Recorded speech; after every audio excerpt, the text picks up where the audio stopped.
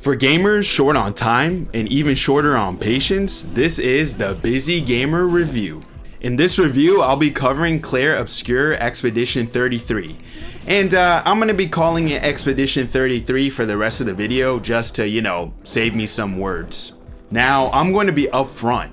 I'm not really into JRPGs and I don't have much experience with them at all. The only JRPG I've ever played is Pokemon Red way back in the day, and I'm not even sure that really counts.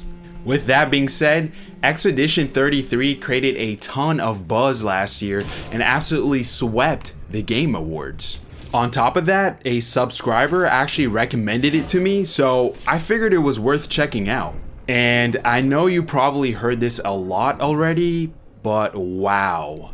This game is really good. It can be a great fit for busy gamers, but there are definitely some things that might turn some people off. So let's get into the review. So how long does it take to actually get Expedition 33?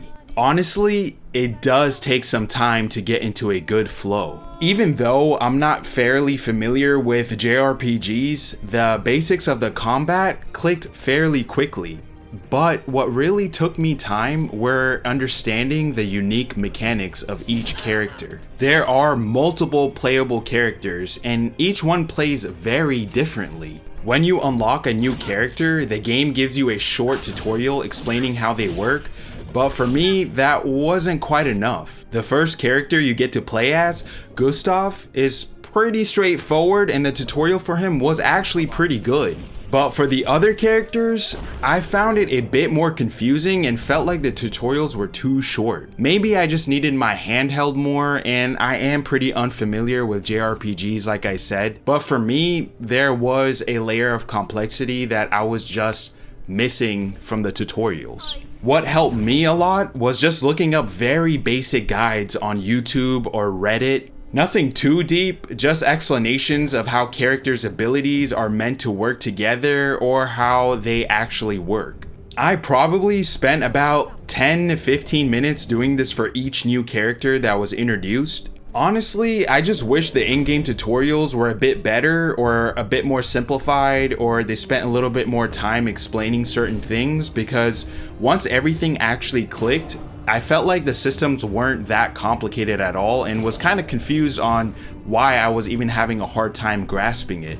I felt like the game had just the right amount of depth to stay interesting without being super overwhelming or too complicated. The game also includes dodging and parrying, and I saw a lot of discussion online about how difficult the parrying is. And yeah, the timing is pretty tight, but the game is very forgiving. I played it on default difficulty, and if you lose a battle, you can just immediately retry it. There was no punishment or no restarting at the previous checkpoint. You could just literally redo that same battle. And after a few attempts, you start learning the enemy attack timings naturally, and parrying just becomes easier. There is dodging as well, and dodging is more forgiving, but parrying is far more rewarding. Each enemy type has a small learning curve, but thankfully they don't have a huge moveset. Most enemies just use a few attacks, which makes them easier to learn.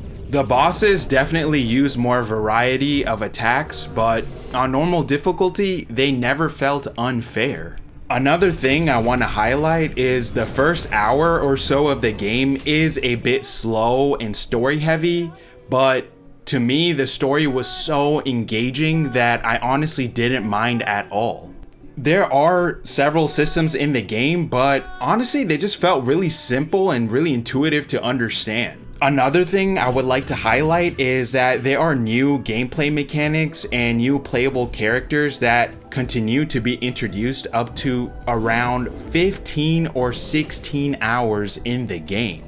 And that may sound like overwhelming, but it's really not, because the pacing of the game and the way it paces out these certain gameplay mechanics makes you get familiar with certain things, and then it introduces a little sprinkle of something new here and there that keeps the gameplay fresh and really prevents it from feeling like too repetitive. The only thing that consistently felt confusing to me was learning the new characters and their mechanics, but again, that's mostly due to tutorials not going far enough for me, in my opinion. It's hard to put an exact number on how long it takes to actually get this game since it keeps evolving, but I'd say you'd have a solid grasp of the core flow of the game within like 3 to 4 hours. Now let's talk about the core gameplay loop. So Expedition 33 isn't really a sandbox game, it's more like an interconnected map that links together mostly linear levels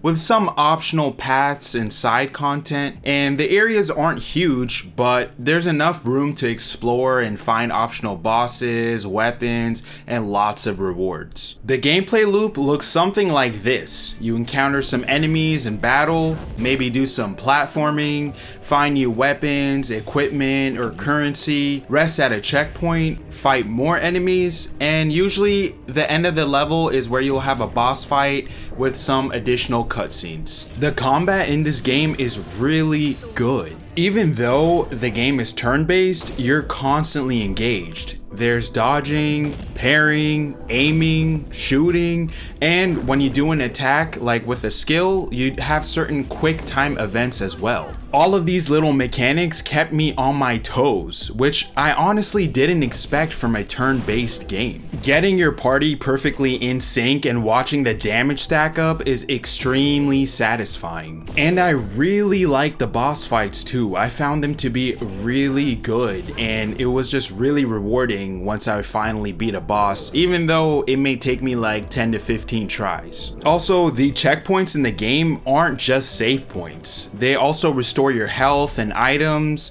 they respawn the enemies, and they let you upgrade your skill and stats. Besides the combat, the story is also extremely engaging. I was very invested in the characters and what was going on, and I really genuinely wanted to see how the game plays out. The cutscenes are the perfect length. They never felt overly long or dialogue heavy. The writing is excellent, the characters feel real, and the story genuinely pulled at my heartstrings. There were multiple moments in this game that really hit emotionally. The soundtrack is incredible. The atmosphere and visuals are absolutely beautiful, and every region has its own distinct aesthetic.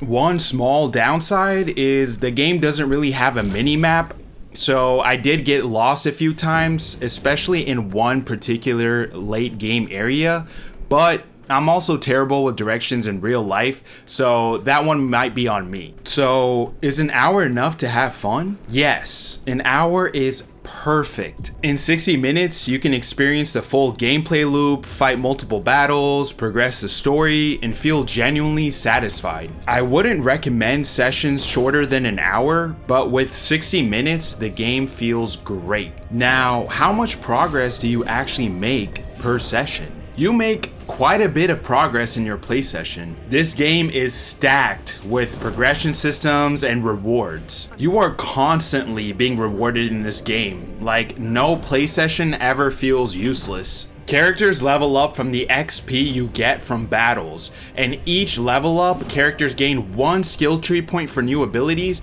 and 3 attribute points. Attributes affect things like your health, your attack power, your defense, and stuff like that. And the skill tree unlocks like unique attacks for the character. Not only that, but each character has unique weapons, and many of them with passive abilities that can actually be upgraded. The weapons also require different types of currencies depending on their level. Then there's the Picto system, which I loved. So Pictos are things you can equip for your character, and they give like basic stat boosts and they give passive abilities. But the really cool thing is that after using Pictos for 4 battles, you permanently unlock its passive abilities for the whole party. This opens up some really fun build combinations where you can just stack on a ton of damage. On top of that, there are cosmetic items, there are merchants where you can buy things from, and even have the ability to fight the merchants to unlock like special items.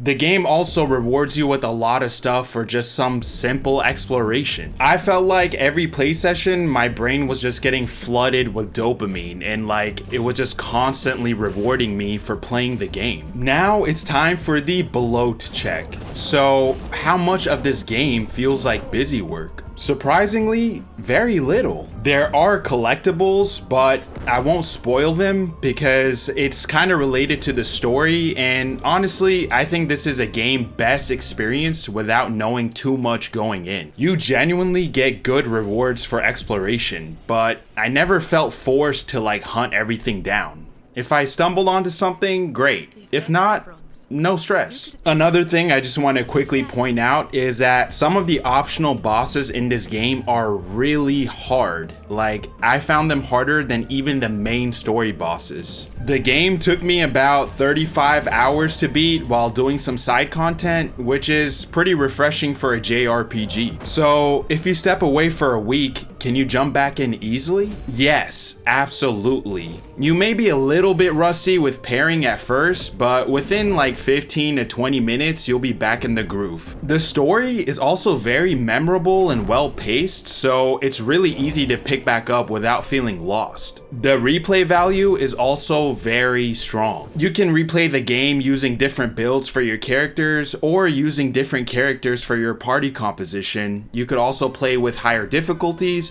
or even New Game Plus mode. In conclusion, Expedition 33 can be a great fit for busy gamers, as long as you're willing to invest a little bit of extra time with the learning curve. With that being said, I can't recommend this game enough. The combat is fun, the progression is addicting, and the story genuinely hits emotionally. And just to reiterate, I'm not necessarily saying the game is hard to learn. What I'm saying is that the character tutorials specifically could have been a little bit better. And if you're willing to just look up some very basic guides for like 10 minutes on each of the characters when they're introduced, I think you'll have a great time with this game. If you do that, I think you can definitely fit this in your busy schedule. So my verdict is this game can be a really good fit for busy schedules and a whole lot of fun while tugging at your heartstrings and genuinely getting you in your feels.